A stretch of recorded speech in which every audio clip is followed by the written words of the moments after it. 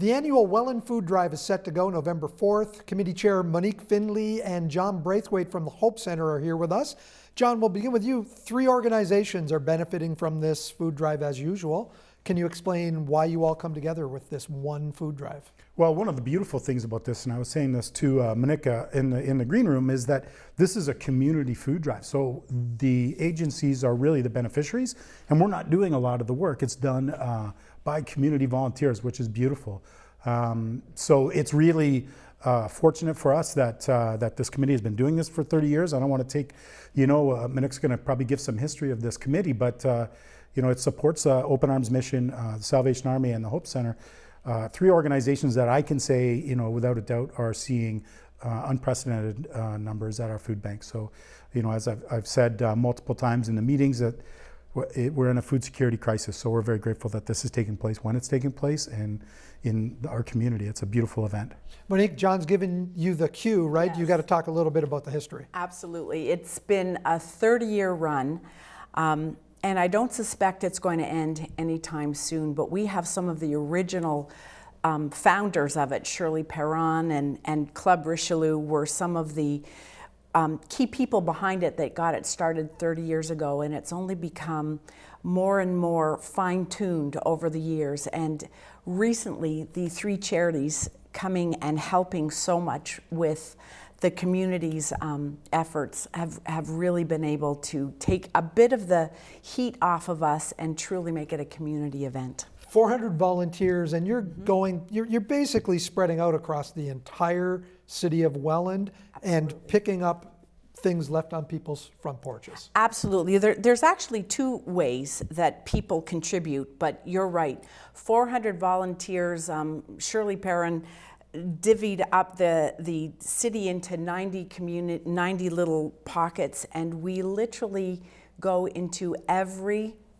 street, every community within Welland in about a 4-hour period, the first Saturday in November, and collect whatever generosity has been left on the front porches. And you said there's 2 ways. What's the other way? The other way is, as a result of the pandemic, we've got an online financial contribution opportunity. $30,000 is your goal this year. It's our goal.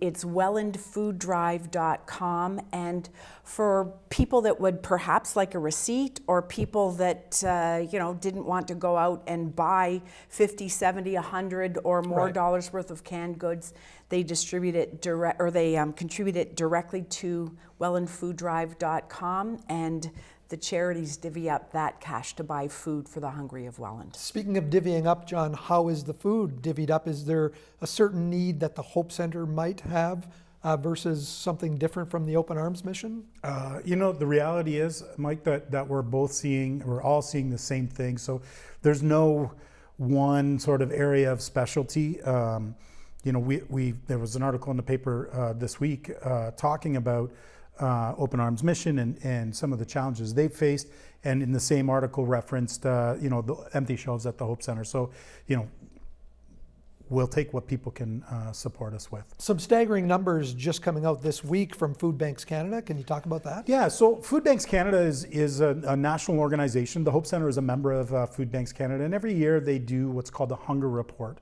And that is based on they take all of the people that visited the food bank in the previous March, and that's their point of reference, and so it's a consistent. And they released the results today, and it's staggering. Over 2 million Canadians accessed a food bank last year, which is a huge number. But overall, we're a lot of the stuff is mirrored here in Welland. 1 in 3 people using a food bank is a child under 18. We're all, I know that we're all up exponentially. At the Hope Center, our numbers are up even more than what you would reference from the Hunger Report. We saw 75% more visits in last year than we did the previous year, which equates to about 6,000 visits to our food bank more than the year before.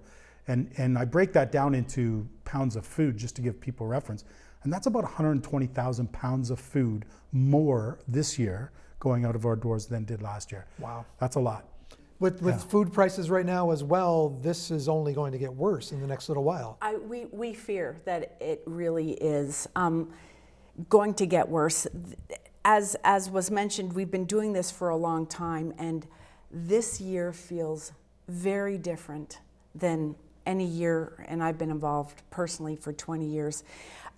Without sounding dramatic, it feels like, and I suspect it is, a crisis of hunger within the Welland community, and I'm sure it's widespread. So this is a very, very difficult time for people who are worried about those who they care about. How am I going to eat?